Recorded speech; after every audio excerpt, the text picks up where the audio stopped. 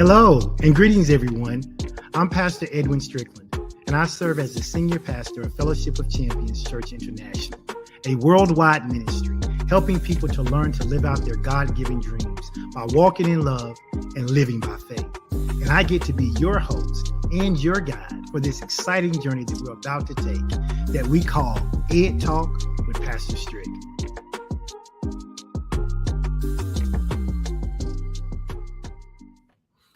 Hello. Welcome. It's so good to be back in the studio for another episode of Ed Talk with Pastor Strick. I missed you guys last week, but I have to tell you, I absolutely enjoyed being on vacation. So listen, we are back in the thick of it. You know what I need? I need your support. I need you to tag. I need you to share. I need you to let your friends know, hey, don't forget Ed Talk is back, because we have some exciting things that we're going to be discussing on today. Listen, welcome to Ed Talk. I am your host, Pastor Strick, and this is the podcast where education, faith, and real-world solutions come together in an explosive way. Listen, whether you're just seeking to expand your knowledge base, whether you're looking to uplift your spirit or find common ground between the practical and the spiritual, then you have come to the right place. You have come to the right place, because together what we're going to do is we're going to bridge those gaps. We're going to spark some thought, and we're going to spend some time nurturing our soul. So today we're going to get into this topic that I've been excited to share with you. And what I want you to do before we do is I want you to help me with a little social media outreach. You guys know what we ask you to do, whether you're listening to this podcast while you're driving in your car. You may not even be listening to it live, or you may be one of the people who are listening to it live on Facebook or YouTube. So here's what I'm going to ask those of you who are doing that to do. If you are watching live right now and you can see me, and you see a small red box in the upper left-hand corner of your screen, I want you to go ahead and hashtag live. I see some of you are doing it. I got people from Chicago, from Florida, from Philadelphia, Pennsylvania, people from Phoenix, Arizona. I see you guys on here. I appreciate that. The rest of you who are watching, go ahead and let me know. Let me know where you are watching from by using the hashtag live, and then the name of your city or the name of your state.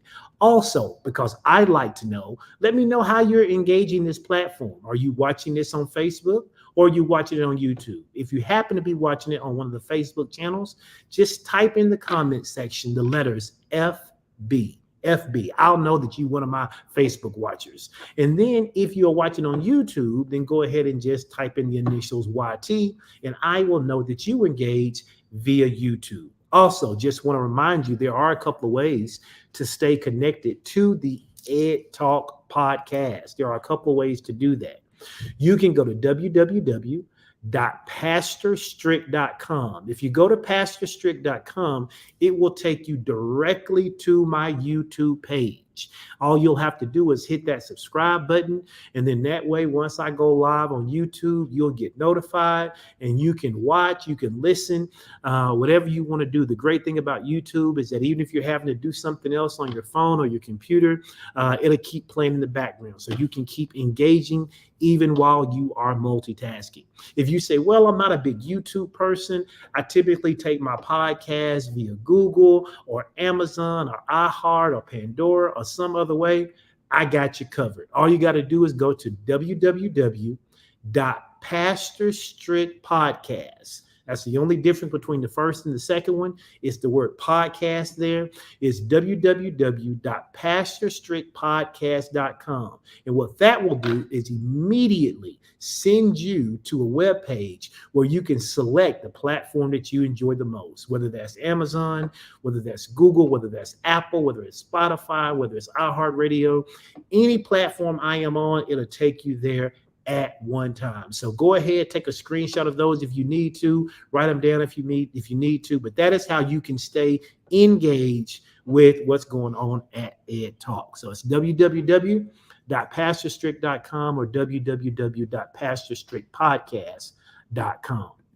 Now, listen, I have been getting so much feedback from one of my podcasts that I did early. I believe it was in season 2, or it was the end of season 1. I'm not exactly sure, but it was entitled "Harnessing the Power of Consistency." And I've gotten so many comments on my YouTube channel. I've gotten so many people who've reached out and said how that has really blessed them and it really helped them. And so part of the teaching in harnessing the power of consistency was about not making excuses. And so what I've done is I went back and I've pulled out that section because I really want us to talk about how excuses impact us, why we make excuses, and what we need to do to get rid of excuses. Because one of the things that I believe in so much is that so many times our excuses get in our way of our greatness. Our excuses get in the way of our greatness. And so today we want to talk about what does it mean to live beyond excuses? And then how do we cultivate a life of purpose and drive so that we don't allow these excuses to get in our way? Listen, those of you that are watching live right now, do me a favor, go to the comment section and just type the word "no more excuses." Just type that phrase out, no more excuses. Because what we're going to be doing today is talking about how do we get rid of excuses, because so many times we limit ourselves. We like to blame the devil. We like to blame our spouses. We like to blame our children. We like to blame our bosses. We like to blame everybody else. But the reality of it is we don't see a lot of progress in our lives sometimes because of the excuses that we make. Now, this might not be a sexy message, but if you hang in there, I guarantee you it'll empower you. I guarantee you it'll get you to the crossroads of wanting to see transformation in your life. Those of you that are typing that, I appreciate that. No more excuses. We've got to stop with the excuses. We've got to stop making them. We got to stop accepting them. We got to stop rationalizing them. We got to get through with the excuses. Because here's the truth. The truth of the matter is that life is a journey. Okay, life is a journey, and it is beset with so many challenges, but it's also beset with so many opportunities.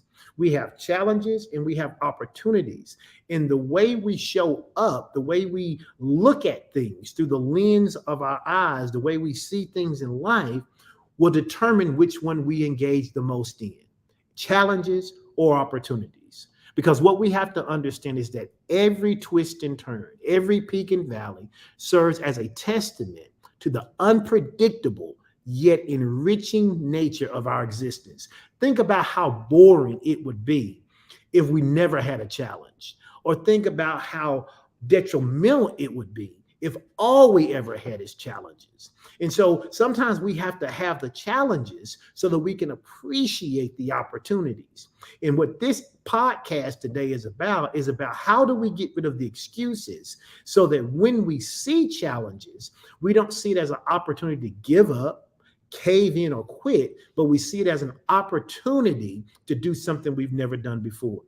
Understand this, in navigating this journey of life, we typically have a tendency to lean on excuses as crutches. All of us have done it. And while these well-crafted excuses that we come up with from time to time may provide temporary relief in the short term, in the long run, they always end up stymieing our progress, and they end up dimming the brilliance of our potential. So many people have had the opportunity to be great, but they made an excuse for why they couldn't. So many people have had the opportunity to go places that they've never gone before, but they made an excuse for why they couldn't. So many people have had the opportunity to stand up and to be the trailblazer in some particular area, but they made an excuse for why they couldn't. And if we lean on these excuses as crutches, they actually hinder us from becoming all that we can be. They may feel good in the short term, but in the long term, they actually rob us of our greatness. Why? Because at some point in our lives, whether faced with daunting obstacles or some seemingly insurmountable dream, if we are really honest, we've all made excuses before. We've all made excuses before. Someone says there's no sound. You may have to go out and come back in. I think most people are able to hear me. Can you get, because they were responding when I asked them to do something. So if you can't hear me, go out and come back in, and that may take care of it.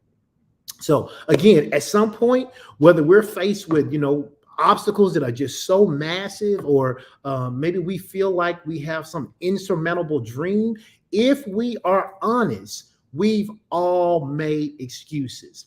And I was in Playa del Carmen, Mexico on Thursday. And I don't know how many of you guys on here actually listen to Love and Business. It's a podcast by Lamorne and Crystal Robinson. And they were actually talking about this same subject. And I was like, man, this is exactly what I'm going to talk about when I get back on Tuesday.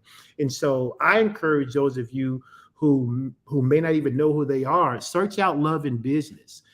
Go listen to last Thursday's podcast, where they were talking about what excuses do to us, how they limit us, and how they stop us from living our best life. Why do excuses do that? Because they conveniently show up and they appear as protective shields for us. That's the reason we engage with excuses. That's the reason that we lean on these excuses as crutches. Why? Because they conveniently appear as protective shields that we can use to avoid taking responsibility, and sometimes they conceal our inherent fears. Excuses become protective shields, so I don't have to admit that I'm afraid.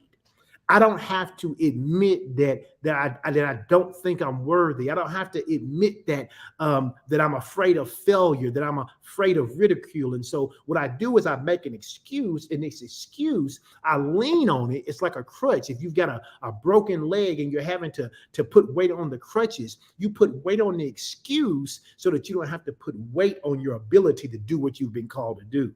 Now, why is that dangerous? Because living a life that is tethered to excuses is like watching a movie in black and white when the world outside offers a kaleidoscope of colors in 4K HD. Now think about that. There was a time that everybody had black and white TV, right? And black and white TV is just what you had. But then they came out with Technicolor, and then they came out with Retina. And now they got 4K, and now they got this thing called Kaleidoscope HD, and where you can see all of these vibrant colors. Excuses robs you of living a life in 4K HD and puts you back in the stone ages of living life watching black and white TV. Does that make sense to anybody? That's what excuses do. It robs you of living the fullness of what you are capable of. The problem with living a life tethered to excuses is that when we allow excuses to become a recurring pattern in our life, what they do is they prevent us from growing in our own personal life. And what they do is they hinder us from achieving all of our goals and all of our dreams, because excuses are designed to keep us in what we think is a comfort zone. But it's not a comfort zone. And if you listen to Pastor Nitra, again, I was in Playa del Carmen, but I was listening to the word. Why? Because even when I'm on vacation, I'm listening to word. And Pastor Nitra was teaching on Sunday, and she was talking about how we talk about being in the comfort zone. But a comfort zone is not really comfortable. It just happens to be familiar. And something can be familiar and be bad. So just because it's a comfort zone doesn't mean it's comfortable. And so excuses are designed to make us think that we're comfortable when actually it just wants us to stay in a familiar territory. See, understand that if excuses are overused, they become like iron chains that confine us to a world of mediocrity. And nobody, I don't care what they say, nobody wants to be mediocre. You go to any kindergarten classroom across this country, I don't care what school it is, a public school, a private school, a parochial school, a charter school, a religious school, it doesn't matter. You ask those 5-year-old what they want to be.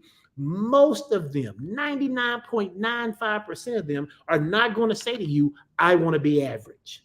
I want to be mediocre. In fact, you'll hear some of the most, what we consider to be the most outlandish things the kids say they want to be. A 5-year-old says, I want to be an astronaut.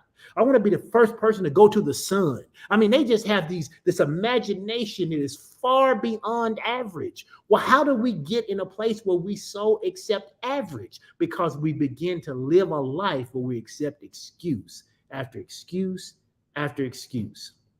Understand this. Excuses obscure our true vision.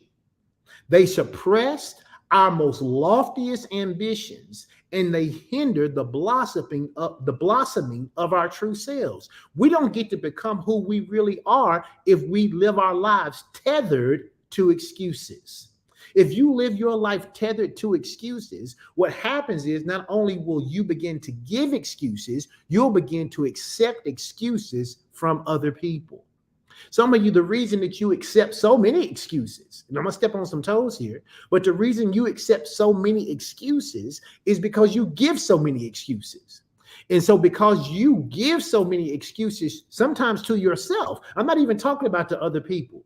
You give yourself a reason why you can't lose weight, a reason why you can't save money, a reason why you can't fix that marriage, a reason why you can't go back to school, a reason for why you can't do X, a reason for why you can't do Y or Z. And you call them reasons, but in reality, they're simply excuses. They're excuses. And what excuses does is excuses robs you of the opportunity of seeing different avenues to do things differently. Think about it like this. Imagine an eagle, right? And we know eagles are amazing creatures. Eagles soar in the sky. In fact, I was reading something the other day, and they say that the only animal that will attack a bald eagle is a crow. And they say that a crow will get on a bald eagle's back and begin to pick at his neck. But they said the eagle never turns around to even fight the crow.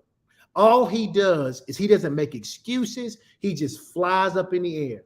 And he flies up in the air so far that the crow can no longer breathe. And when the crow can't breathe anymore, he has to release and let go. Some of us need to be like that eagle. We need to stop making excuses and just soar to where God has told us to be so that everything that's picking at us falls off.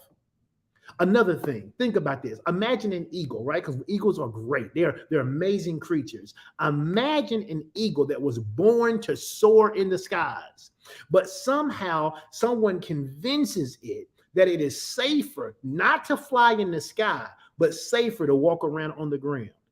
This is the power of excuses. They literally clip our wings and convince us that the ground is where we belong, when in reality, God has called us to soar. Can you imagine seeing an eagle who never flew in the sky, who never soared up on cliffs, who never went high, and all they did was live their life confined to the ground? That is what your excuses are doing. They are clipping your wings. Clipping your wings from what? From growing that business? Clipping your wings from what? From fixing that marriage? Clipping your wings from what? From building that relationship with your kids that you know need to be rebuilt? From what? From starting that new career? From what? Going back to school? What are your excuses clipping your wings from? What are you now not able to soar and reach because you have lived your life tethered to excuses? Overcoming this deep-seated pattern that so many of us have isn't merely about challenging habits. It's not about that. It's really about embracing our true potential and then reclaiming the vibrant life that we are meant to live and lead, rather than living the life we built for ourselves based on excuses. Somebody put this in the comment. I saw it earlier. So the rest of you ought to say this. Say, God has called me to soar. God has called me to soar. God did not call you to walk around on the ground. Now, understand what I'm saying. When I'm saying soar, I'm saying God has called you to rise above any problems and obstacles and pitfalls that you may find yourself into. Excuses are robbing us, but God has called us to soar. When we begin to have this kind of mindset, when we begin to see things in this light, then this transformation, while challenging, will cause us to have a great deal of introspection, right? We'll begin to look inside of ourselves and say, why have I not written that book? Why have I not started that business? Why have I not went on that date? Why have I not applied for that job? Why have I not started improving my health? Why have I not? What excuses, come on somebody, what excuses am I giving myself that's causing me to clip my own wings because I refuse to look inside? I can see so well outside what's stopping me, but it's not what's outside that is stopping you. It is what is inside that is stopping you. In fact, those of you know, it says on the screen, Pastor Strick, you know I'm a pastor. And so I'm going to use this example from the Bible because it's so important. The Bible says it's not what goes into a man that defiles him. It says it's what comes out of him that defiles him. And so you got to make sure that even though we say it like this, life is going to life.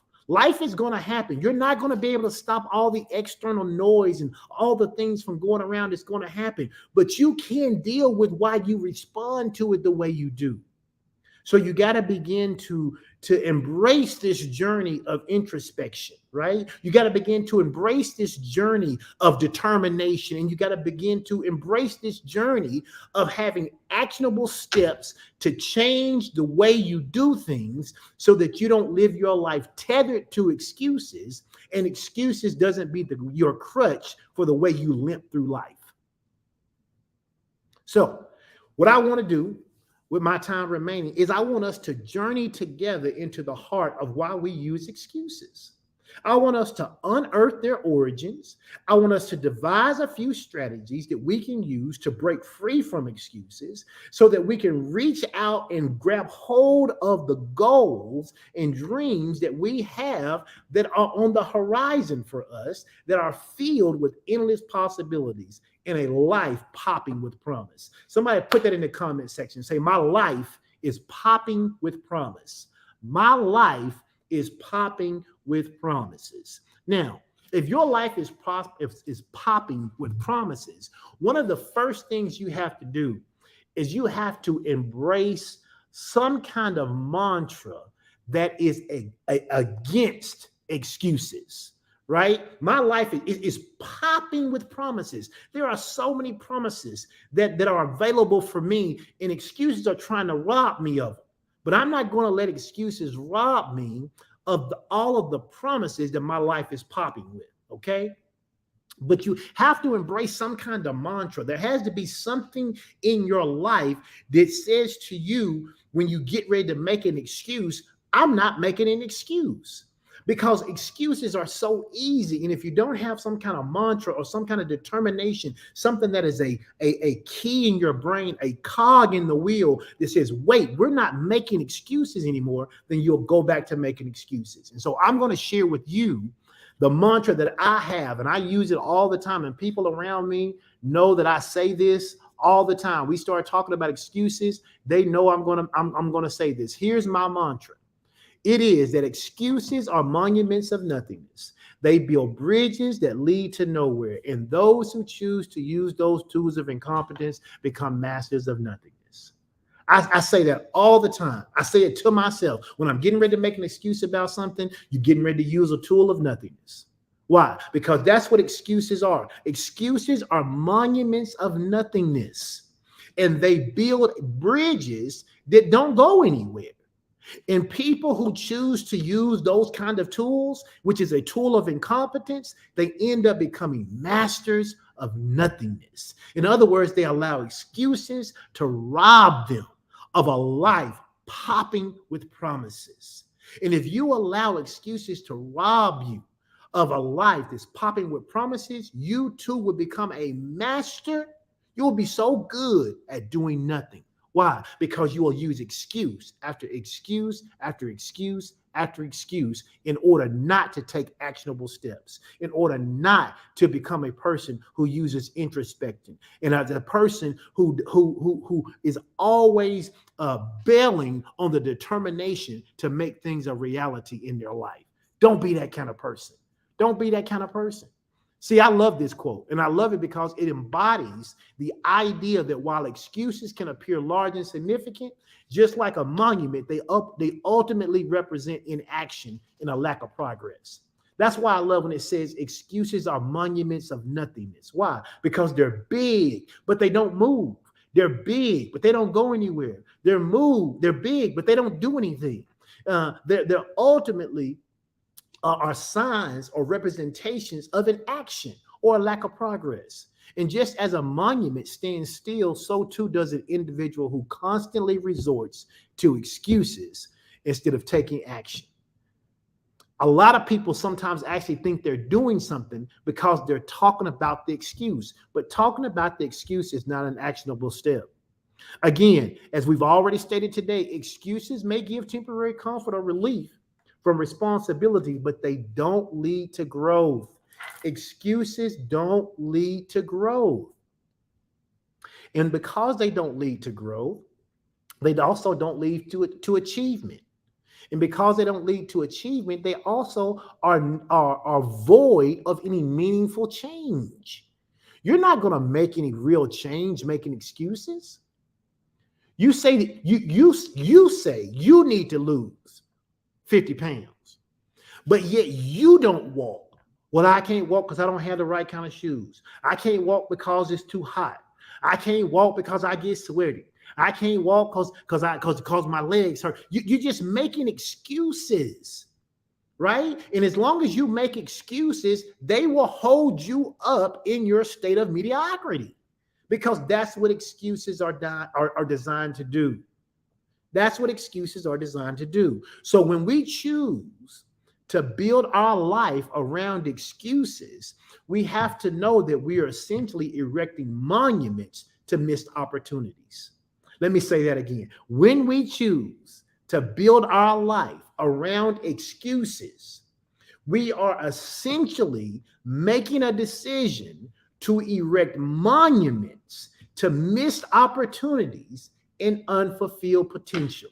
Because remember, I told you in this world, you're going to have two things for sure: challenges and opportunities. But the introspection, the determination, the way you see things, your resiliency, all of that's going to play a role in how you see things. Do you see the challenge as something that makes you give up, cave in, and quit? Or do you see the challenge that says, wait, this thing happened, but now I can learn a new skill to do something a new way. I can overcome this. On the other hand, we have to understand that embracing responsibility and embracing action is what paves the way for growth, learning, and achievement.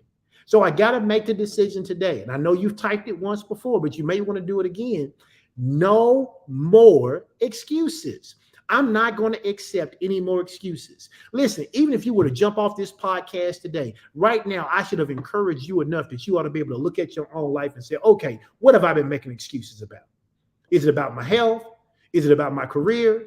Is it about my money? Is it about my marriage? Is it about my relationships, my kids? What have I been making it? What have I been making an excuse about that I'm going to eliminate today and move forward on? What can you move forward on today? What can you move forward on? I'm gonna move forward on learning a new skill. I've been saying I want to learn how to do X, Y, and Z, but I ain't put no action behind it. Today, no more excuses. I'm gonna start learning that new skill.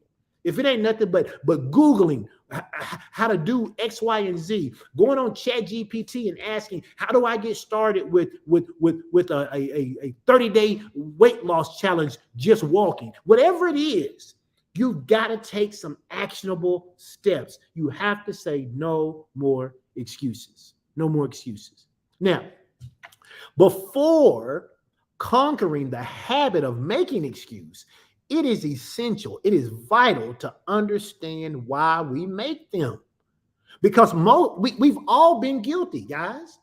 We've all been guilty of making excuses. And so here's the question. Why do we make excuses? I'm going to give you 5 reasons that I believe that people make excuses. I'll leave these on the screen as I talk about them, but I'm going to give you 5 reasons why I believe people make excuses. Number 1, fear of failure. Fear of failure, I believe, is one of the biggest reasons. It's one of the biggest reasons that people make excuses. Number 2, which you may not realize, is fear of success. And a lot of people say, man, you're crazy. Why would I be afraid of a success? We're going to talk a little bit about that. Number 3 is this idea that I want to stay in my comfort zone. But again, the comfort zone isn't comfortable. It's just familiar. You can get comfortable being broke, but broke shouldn't be the goal. You can get comfortable just being sick, but you shouldn't get comfortable being sick. That's not the goal. And then number 4, the reason people make excuses has to do with a lack of self-discipline. I cannot express to you enough how much number 4 plays a major role in so many people's lives. They lack notice that word, self-discipline. Not somebody else having to hold you accountable, self-discipline. And then number 5, fear of judgment. Now, as you can see, 3 of these 5 things have the word fear in it, right? And so let's deal with fear. Let's deal with the fear of failure. Let's deal with this fear of success. Let's deal with this fear of judgment. Let's talk about getting out of this comfort zone, and let's talk about why you lack self-discipline. Because if you can conquer these things, if you understand your why to why you make excuses, then I can give you some actionable steps on how to move forward. But before you can move forward, you really have to have some introspection about why you're doing it. Because maybe Courtney's doing it for fear of failure. Maybe Nate is doing it because fear of success. Maybe Sean is doing it because of fear of getting out of that comfort zone, right? Maybe Jacqueline is doing it because of a lack of self-discipline. I don't know. You have to be introspective and ask yourself, what is my issue? Okay, so let's talk about this. Number 1, the fear of failure. What is the fear of failure? It is actually the dread of not succeeding. And because we are afraid of not succeeding, we usually base that on past experiences where we have faced criticism before, we faced loss before, or we've faced some kind of disappointment before. This fear can be paralyzing. I'm not going to tell you that it can't be. It can be paralyzing. The idea that if I do this next thing and I am not successful at it, what are going to be the repercussions of my failure? Are people going to laugh at me? Am I going to be criticized? Am I going to damage my reputation? What about my ego? How are people going to look at me? Are people going to judge me? You know, what happened the last time I tried to do something and it didn't work out? How did the people around me respond? This fear can be paralyzing. But I need you to hear me this afternoon. It is essential to understand that failure is a natural part of growth. When you were a baby and you were learning how to walk, you don't even remember how many times you fell down. But there is not a baby in the world who comes out the womb walking. You tried to stand up and you fell back. You tried to take a step forward and one foot moved and the other one didn't. You fell to the side, somebody helped you up, but eventually you took a step, and because you overcame the fear of taking that step, even if other people laughed at you, somebody clapped for you. And because somebody clapped for you, you were encouraged to take another step and another step and another step. And now look at you now. You're a grown person walking around every single day, not even thinking about walking. Why? Because you mastered it, because you didn't let falling down at 9 months become an excuse. You have to get over this fear of failure, learning to embrace the learning process. That's why I don't use the word failure. Every time I do something and it doesn't work out the way I intended, it's not a failure unless I give up, unless I cave in, unless I quit. It is a learning opportunity. In fact, I have a piece of paper, a yellow piece of paper that I have at home, and on it, it says learning opportunity. and it has the greater than sign and then the word failure. Learning opportunities are greater than failures. Failures are when you decide to stop. It's when you decide to give up and cave in. But learning opportunities mean I did something and now I know more for the next endeavor than I did for the last one. So you got to overcome this fear of failure. Learning to embrace the learning aspect is what will transform this fear. You're afraid of failure? The only way to overcome fear is by doing it. You got to do it. You got to do it. And do you know that most fear is irrational? Most of the fear that we face is an irrational thing.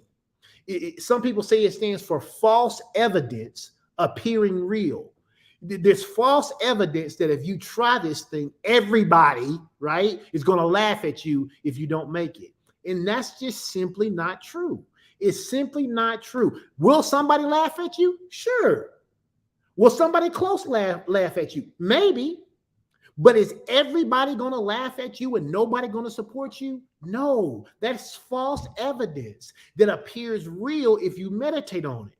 Because all you need is one supporter. That's all you need. And watch this. God is your supporter. God is your supporter. And so you can get this thing done. So number one, if we are going to stop using excuses as crutches, if we're going to stop tethering our life to a life full of excuses, then we've got to overcome this fear of failure.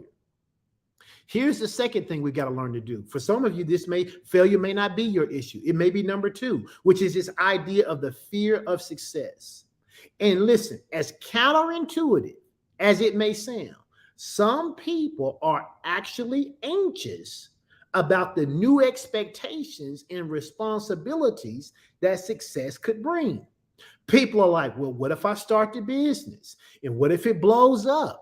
I've heard people say, well, I don't only want to do my business as a hobby. I don't want this thing to blow up. And then I end up having to scale, and I have to hire employees, and then I have to get insurance, and then I have to do this and do that. They're afraid of success. And I know that sounds counterintuitive, but it's true. Many people are afraid of success. Are they afraid of being successful? No, they are afraid of the responsibilities and the expectations that come with being successful.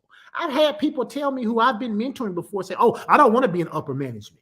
Like, why would you not want to be in upper management? Oh, I don't want to be responsible for a team of 60 people. I don't want to be responsible for a team of 100 people. I don't want to do that. I don't want to have those kind of responsibilities. Why? Because they are afraid of the expectations and responsibilities that come with being successful. I know it sounds crazy. Think about what people say. You say, oh man, if you become a millionaire or a billionaire, and then they say, oh man, more money, more problems. So they go, oh, I don't want them problems. You're going to have problems in life no matter what, right? So if I got to have problems, give me $1 billion problems.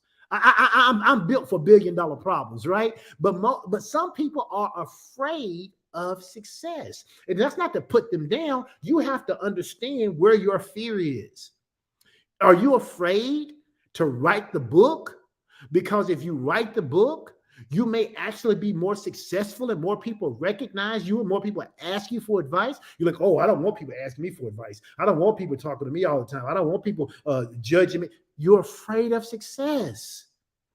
See, this fear of success often stems from a feeling, though, of unworthiness. Now, this is a whole nother area of this idea of this fear of success.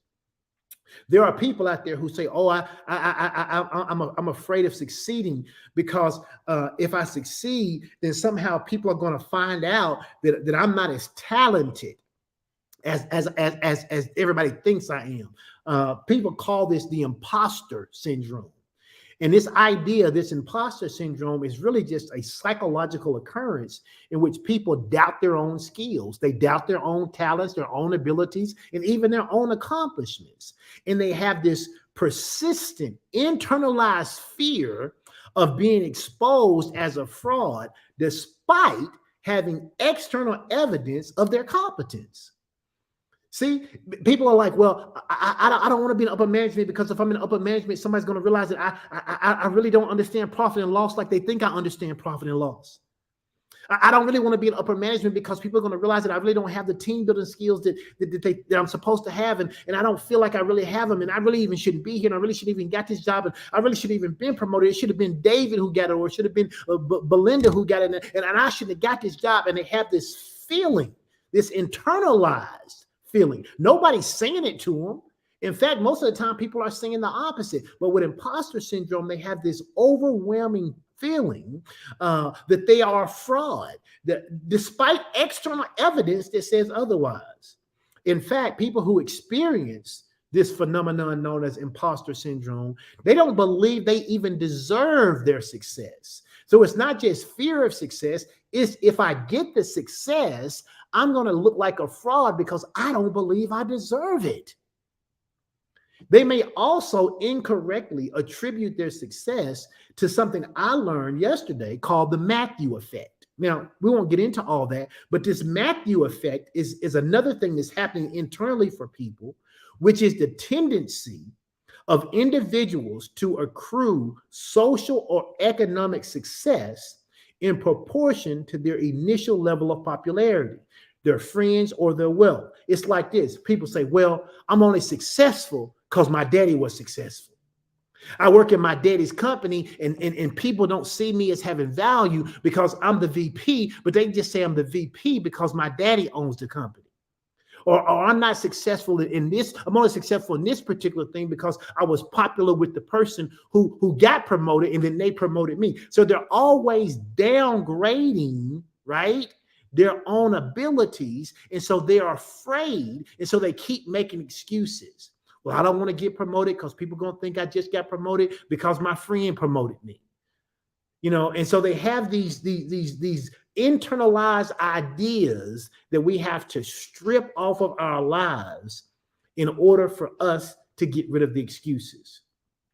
You've heard the adage or the platitude that says the rich get richer and the poor get poorer. We've all heard that, right? The rich get richer, the poor get poorer. Well, that's part of the Matthew effect. It says, oh, you know, in essence, I'm only successful because I came from this successful genealogy. I'm only successful because I had a hand up. When in reality, we downplay and we limit our own abilities. Okay. What's number 3? Comfort zone. We've talked about this. Our comfort zone is simply a mental state where everything feels familiar and it feels safe. Even if it's not what we enjoy, it's just safe because it's familiar. It's not safe because it's good. Venturing out of it means facing the unknown. And while this can be a very daunting task, it's the only way to experience growth. It's the only way to experience growth. You cannot experience growth in a comfort zone. If you take a plant and you plant a plant in a pot, and as that plant begins to grow, if you don't take that plant out and replant it in a bigger pot, it will stop growing, even though it had the potential to grow much larger. The same thing is true for you. If you don't come out of your unfamiliar state, you are living the best you can live. You have maximized your potential. You have tapped out. The comfort zone does not allow for growth. It only allows for mediocrity. And so those of you who like being comfortable, you're going to have to learn to challenge yourself in being comfortable in the uncomfortable. In fact, go ahead and put that in the comment section. Say, I'm learning to be comfortable in the uncomfortable. I am learning to be comfortable in the uncomfortable. Because the comfort zone does not allow for growth. Number 4, this is a big one. A lot of people simply lack self-discipline. And because they lack self-discipline, they find excuses to justify their lack of self-discipline. What's a form of a lack of self-discipline? Procrastination. And we all know this, but procrastination often masks what is really deeper issues within us. Why are you hesitating to go back to school? Why are you hesitating to apply for the job? Why are you hesitating to clean out that garage? Why are you hesitating to take that vacation? Why are you hesitating to start that weight loss journey? Why are you hesitating to change your eating patterns? Why are you hesitating to start saving money? Procrastination often masks a much deeper issue. Now, that issue may be fear, it may be uncertainty, or it may simply be a lack of belief in your own abilities. It may simply be a lack of belief in your own abilities, in your own understanding. But you must realize that understanding the root of our inaction is what can be so transformative. You got to ask the question, why? Why do I keep saying every January, I'm going to do X this year? Where here we are in the month of September. We're 9 months into 2023. What did you promise yourself you were going to do almost 9 months ago? What did you promise yourself you were going to do? What have you done? Why haven't you done it? Is that a legitimate excuse, or is it just something that you can live with? Because most of the time what we're doing is we're making excuses because we simply lack discipline. My wife and I had a great time on our vacation. We had a great time on our vacation. But we both have some things that we are working on in terms of our health overall and in terms of our weight, in terms of our activity. So what did we do on vacation? We brought a digital scale with us on vacation. Why? Because what gets measured gets results. Our goal was to go on vacation, to have a great time, to eat and to enjoy ourselves, but to not come back 7 days later weighing more than we did when we left. So how did we do that? We were disciplined. That means some days we had ice cream and maybe some bread, but the next day we didn't. And we used the scale to monitor where we were. Why? Because self-discipline is important. We didn't say, oh, we're on vacation. Vacation calories don't count. No, we didn't do that. We didn't say, well, we'll get back and we'll just walk and get. No. We made a commitment to ourselves, and going on vacation didn't void the commitment. See, a lot of times you guys are making commitment to yourselves, but you're letting outside things void your commitment. You're not being true to yourself. You are lacking self-discipline in yourself. And as a result, whether it's fear-based, whether it comes from uncertainty or lack of belief in your own abilities, you are not being transformed because of your inaction. That's exactly. Lemoyne said it's so easy to find a reason to get an out. It is so easy to look for a reason. Here's the thing. Because you come up with the reason, it's easy for you to accept it. It's harder to accept other people's reason for the out, but you rarely fight yourself on your out. You rarely fight yourself on your own out. You say, I'm supposed to walk 3 miles today. You walk outside and you say, oh man, it's hotter than I expected. We ain't got to do this. And self say, you right. We can go back in the house. Self say, you know what? We'll just get 6 tomorrow. Don't even worry about it. Just go on back in and sit on the couch. And then you go back in. Why? Because you accept your excuses almost without fight.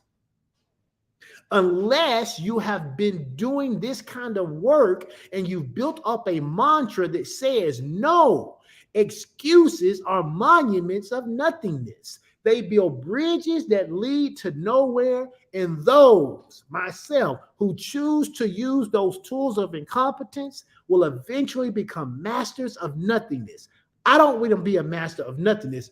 We about to walk. We about to walk. I'm going to put one foot in front of the other, and the further I get away from my house, the better I feel. Sometimes you just need to get started. You just need to get self-discipline. So many times is about getting started. And so many of you are making excuses because you lack self-discipline. That's exactly right, Courtney. We talked about this when we were preaching about the levels of commitment. You got to have a level 5 commitment. If you don't know what I'm talking about, go back and go to our church's webpage and listen to some of those messages. We talked about a level 5 commitment is a resolute commitment. It means I'm going to get it done no matter what. I'm going to show up and I'm going to do it because I've determined that I'm going to get it done. And unless there is something that physically stops me from doing it, some kind of emergency that is beyond my control that limits me, it's fire, flood, or blood, I'm going to do it. If it ain't fire, flood, or blood, I'm doing it. And so you got to get to the place where you embrace a lack of discipline. Okay? You got to embrace discipline. And then number 5, the thing that stops us, right? The thing that hinders us from doing what we're supposed to and allows us to make excuses is this idea, this fear of judgment. Sadly, our social environment shapes so much of our thinking if we don't have a renewed and transformed mind. We live in an age of social media. A lot of you who are on here, you're old enough that you didn't grow up with social media. But people who are in their late 20s and younger, they've had social media all of their life. At least all the life they can really remember. They've always had a text. They've always had some kind of app to interact. And so social environments, whether we want to admit it or not, they shape a lot of our thinking if we don't do work to renew our minds and to transform our thinking. In fact, we often restrain ourselves from taking action that we should be taking due to the concerns about how other people might perceive us. And I know I'm talking right. There are many people not doing what they should be doing because they're concerned about what somebody else is going to say about them. But you know the way to get free from this? It is to recognize this simple truth. And hear me out. This is a simple truth. Most people are too preoccupied with their own lives to continually judge yours. You are the reason that they have so much value to what you're doing is because you give it to them. You give it to them. Stop caring what people think about what you're doing when you're making a commitment to you and following through with your commitment. What they think about you is not even that big of a deal because in reality, most people are so self-absorbed in this world that they don't have a lot of time to think about you. They are thinking about them. And if you do something that makes them think about them, then they'll think about you. But most people don't care about you. And you shouldn't be caring about most people. You need to get in your lane. You need to focus on what God's called you to do. You need to focus on what you said you're going to do. Focus on your goals. Focus on your dreams. Focus on your progress. And then you need to get a level 5 commitment to do the things you're supposed to do. And then you'll stop accepting those excuses. You'll stop accepting those excuses. You will be amazed at what happens in your life when you stop accepting excuses. You will be absolutely amazed at what will happen in your life when you stop making excuses. So the question becomes, how do I stop making excuses? What are the steps toward overcoming excuses? Okay. Again, I'm going to put these on the screen. I'll run through them and I may come back and teach on some of these later, but I want you to have them. Here are the steps. Here are the things you must do. Number 1, you must become self-aware and you must be reflective. Remember, I talked about being introspective? It's amazing how many people don't know themselves.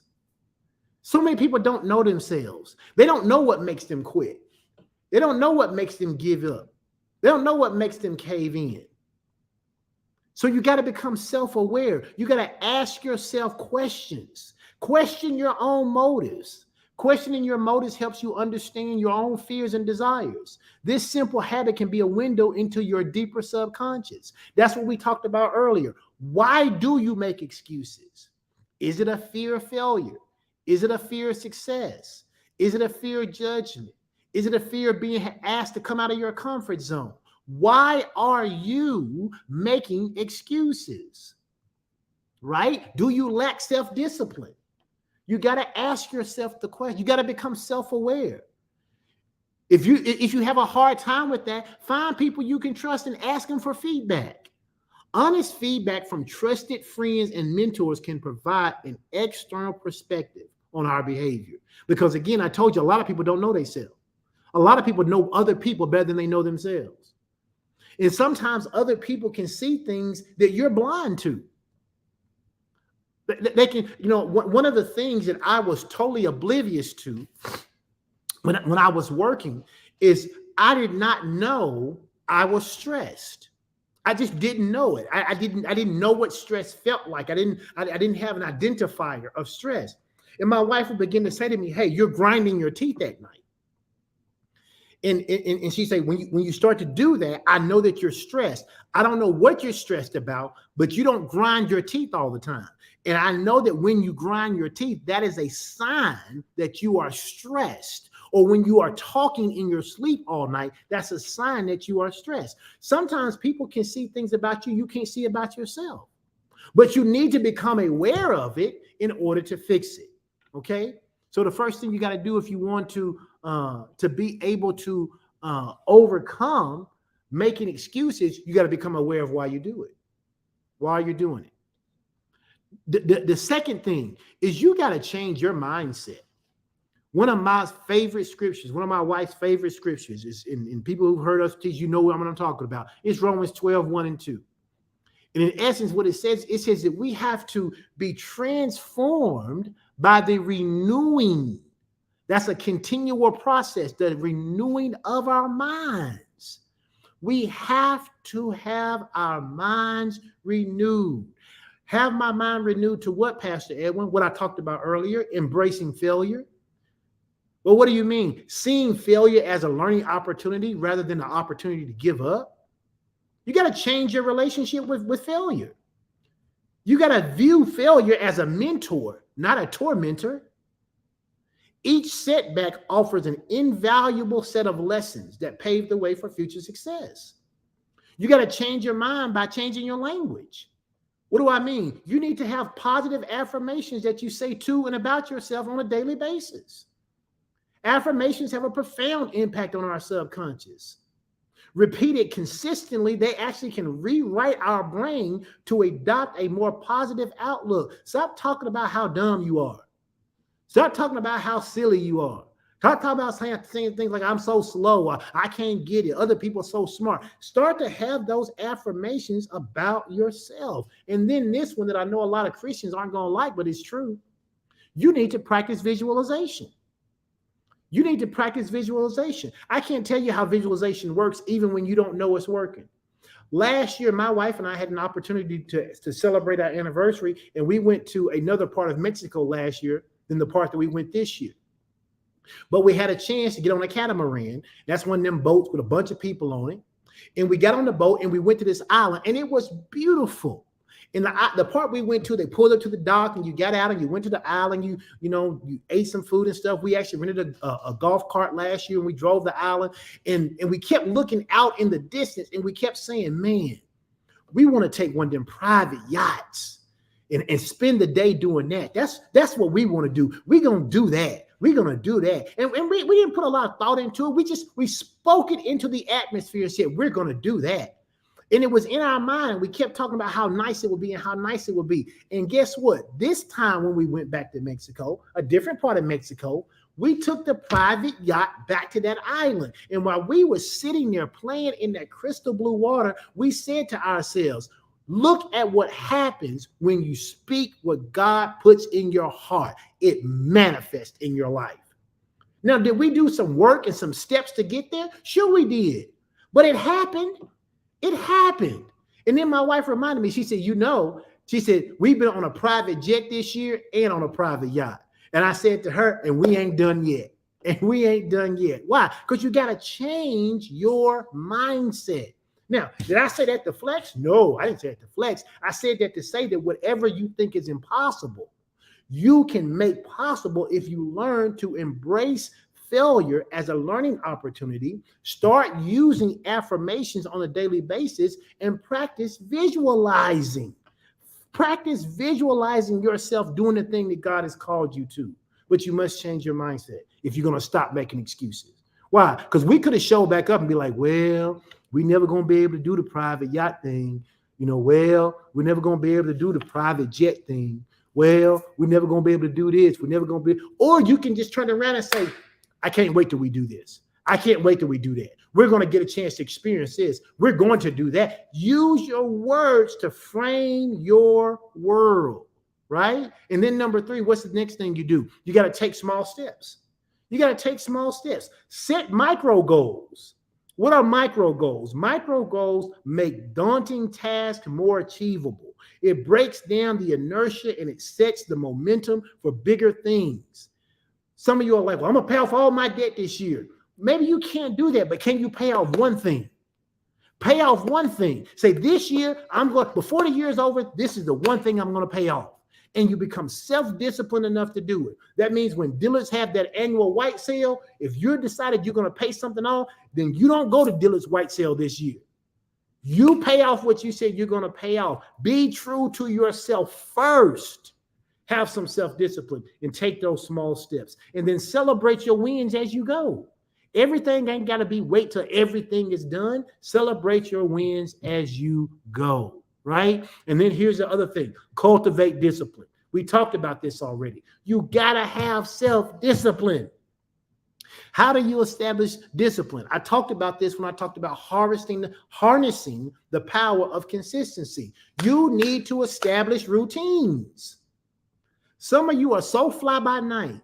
You so hoity-toity. You so all over the place. You don't get anything done, and you can't build anything with any consistency because you don't embrace routine. You need to embrace routine. Consistent routine breeds discipline. Whether it's a morning routine, whether it's an afternoon routine or evening routine, the regularity instills a habit that becomes second nature. My wife was laughing and joking with me this morning. She said, I need Vacation Strict back. Why? Because Vacation Strict doesn't have a lot of routines. Because when I'm on vacation, I'm just kind of go with the flow. I'm just kind of meander. I'm like, whatever time we wake up, whatever time we eat, whatever we do, wherever we go, I'm cool with it.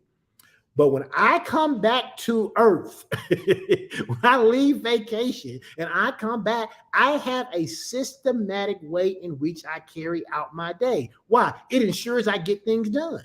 It assures that I'm ahead of schedule so that if something happens, I have time to reevaluate and I have time to redo what needs to be done. You need to embrace routine. You don't have to be rigid in your routine, but you should be systematic in your routine. Okay? Why? Because when you become systematic in your routine, you eliminate distractions. We live in a hyper-connected world. Distractions are abundant. By creating a focused environment, you can boost your productivity and you can decrease the chance of straying off your path. I don't meal prep. It's not one of the things I don't like to eat food that was cooked on Monday on Friday. I'd rather cook the same meal every single day and eat it every single day than to cook it on Sunday and eat it Monday, Tuesday, Wednesday, Thursday, Friday, heating it up. I don't like that. So because I don't like that, then I make sure that I have a routine in my schedule that allows me to run to Walmart and get what I want to eat every single day. Even if it takes me 30 minutes, then I build my schedule so that I have 30 minutes in which to go get my food and cook it fresh, right? I don't meal prep. So if meal prep doesn't work for you, I don't use the excuse why I can't eat well because I don't meal prep. No, I have a systematic way in which it allows me to eat as though I was meal prepping. Does that make sense to anybody? You have to eliminate the distractions. In fact, go ahead and put this in the comment as we get ready to close. Say, I'm eliminating all distractions and excuses. I'm eliminating all distractions and excuses. Okay? Why is that important? Because of this last thing. You have to focus on solutions and not problems. You have to focus on solutions and not problems. That goes along with cultivating discipline.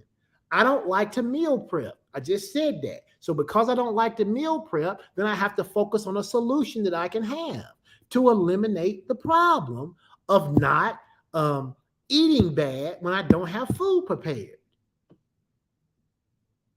How do I do that? How do I make this happen? Part of the way I make this happen is because I learned to reframe challenges.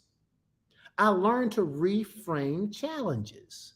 Understand, a change in perspective, a change in the way you see something, a change in the way you approach an issue can turn an obstacle into an opportunity. By focusing on solutions, by being solution driven, we shift from a passive to an active mindset. When you see a problem, you see something that's happening to you. When you see an opportunity, you see something that you can get involved in. And so when I shift from a problem-based approach to a solution-based approach, I leave from being passive to being active in my mindset. And when I become active in my mindset, I can come up with a multiplicity of ways in which to solve a singularity of a problem. Why? Because my mind is functioning well beyond anything that I can see that's in front of me that may be a limiting problem. My mind is going to the left of it, to the right of it, underneath it, behind it, behind it. My mind is working overtime to overcome and draft new possibilities for this problem, but only if I'm in an active mind state. In other words, you have to develop a problem-solving mentality.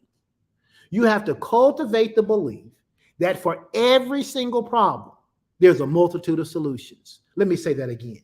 You have to cultivate, which means you have to raise up and grow up this idea that for every single problem I encounter, there is a multitude of solutions.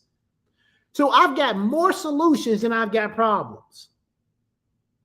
And then with my tenacity and my creativity, I can overcome any challenge that I face. This is what I'm talking about when I say you have to be a person who focuses on solutions and not the problem. And then lastly, number 6, you got to learn to educate and equip yourself. People say this all the time. Well, I did everything I know. Then you don't know enough. I've done everything I know to do. Then you need to find out something more. You need to educate and equip yourself. Become a lifelong learner. If you're going to harness, right, the power of consistency, you've got to get rid of excuses, because excuses will rob you of your consistency. There will be nothing to harness there. You got to learn to seek new knowledge. Ignorance is not bliss. Ignorance can be a significant source of excuses. Continuous learning, however, dispels all ignorance. It builds confidence and it provides a clearer path forward in the direction you're supposed to go. The Bible says this. It's the scripture that says, I am the Lord thy God, and I leadeth thee or teacheth thee in the way that thou shalt go, or the way to go to profit. God teaches us how to make increase in every area, not just money. God teaches us how to increase. But how does he do that? Because we seek knowledge. How do I know? Because we read the scripture that says faith cometh by hearing, and hearing by the word of God. It's the Latin word ad infinitum, ad infinitum. It means to hear over and over again without ceasing. So you got to be a seeker of knowledge. And don't get super spiritual. If you're trying to figure out how to write a business plan, Yes, you need to read your Bible and ask Holy Spirit to give you wisdom and insight to understand, but then you need to go read books about business plans. It's not just reading your Bible. God has a lot of information and knowledge out there for us to consume so that we can go in the way that we're supposed to go. And so we got to make sure that we educate and equip ourselves. Listen, if you don't take anything away, here are the 3 things I want you to take away from this podcast today. Number 1, personal growth is a journey. It's not about perfection. Personal growth is a journey. You hear me? It's not about perfection. You're not going to get it right every single time.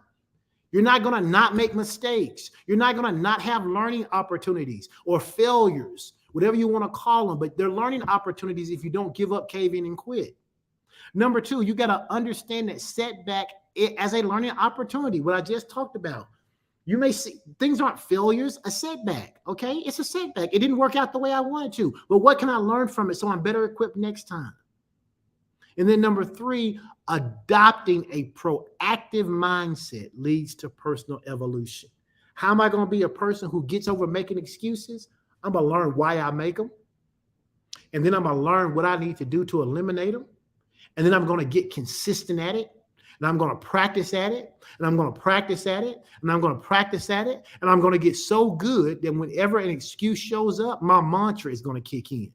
The mantra for me says that excuses are monuments of nothingness. They build bridges that lead to nowhere, and those who choose to use those tools of incompetence become masters of nothing. And I will not become a master of nothingness. And therefore, I will not accept excuses for myself. So when I catch myself making an excuse, I tell myself why that excuse won't fly. And I have to do it quickly. Why? Because I embrace my excuses faster than anybody else. I embrace my own excuses faster than I will embrace them for anybody else. And watch this. When you stop making excuses, you will stop accepting the excuses that people bring you. You will start to say to other people, hey, listen, that's what you're saying, that doesn't fit. That doesn't work here. That doesn't go here. Why? Because our goal is to live beyond excuses. We want to make sure we're cultivating a life of purpose and drive. That's what we're here to do. And so for those of you who have joined me today, I appreciate you. Thank you for hanging in there. I missed you guys last week, but I'll be back again next Tuesday with another episode number 9. This is episode number 8 in season 2. And I am telling you, listen, if you haven't gone back and listened to some of the episodes, you really should, because we're building on things here. My goal is to challenge you every Tuesday at noon. Every Tuesday at noon that I show up, my goal is to challenge you to ask yourself the hard questions so that you don't have to keep accepting your own excuses. Your own excuses about why your money won't change, why your health won't change, why your relationships won't change. And so for those of you who have been joining me, whether you're listening to me on StreamYard via Facebook or YouTube, or maybe you're accessing this on one of the other platforms, just a reminder, you can access either one of those by going to www.pastorstrick.com. PastorStrick.com will take you directly to the YouTube channel, or you can go to Pastor Strick Podcast, all one word, www.pastorstrickpodcast.com, and it will give you all of the other platforms that you can go to, and you can select just from right there. You ain't got to try to actually go to Google or Amazon or Apple and try to look for it. It'll take you right there, and you can just select and listen to all episodes, all season 1 and everything we've done for season 2. And so I encourage you to do that. Become the best you can be. Challenge yourself, and don't accept mediocrity as your final destination. God bless you. I'll see you guys next week right back here on Ed Talk with Pastor Strick. God bless.